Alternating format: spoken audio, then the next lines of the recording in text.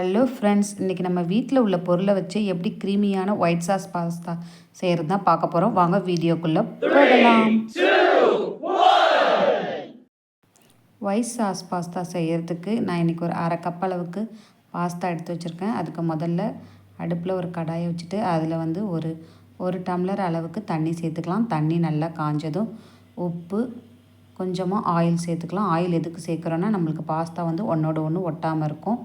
இப்போ நம்ம எடுத்து வச்சுருக்க பாஸ்தாவை அந்த தண்ணியில் சேர்த்துக்கலாம். பாஸ்தா நல்லா ஒரு 3/4 பதம் அளவுக்கு வேகணும். பாருங்கள், பாஸ்தா நல்லா வெந்துருச்சு. இதை நம்ம வடிகட்டி ஒரு பிளேட்டில் எடுத்து வச்சுக்கலாம். இப்போது அதே கடாயில் கொஞ்சமாக பட்டர் சேர்த்துக்கலாம். நல்லா மெல்ட் ஆனதும் நான் ஒரு பவுலில் கொஞ்சமாக மைதா மாவு எடுத்து அதோட பால் சேர்த்து மிக்ஸ் பண்ணி வச்சுருக்கேன். அந்த மிக்ஸிங்கை நம்ம இதோட சேர்த்துக்கலாம். இதோட ஒரு அரை கிளாஸ் அளவுக்கு பாலும் சேர்த்து நல்லா கட்டிப்படாமல் கைவிடாமல் கிளறி விட்டுக்கிட்டே இருக்கணும். திக்கான பதத்துக்கு வந்த உடனே நம்ம இதில் தேவையான அளவு உப்பு சேர்த்துக்கலாம். ஏற்கனவே பாஸ்தா வேக வைக்கும்போது நம்ம கொஞ்சம் உப்பு சேர்த்தோம். அதனால் பார்த்துட்டு அதுக்கேற்ற மாதிரி உப்பு சேர்த்துக்கலாம். நம்ம ஃபில்ட்ரு பண்ணி எடுத்து வச்சுருக்க பாஸ்தாவை இந்த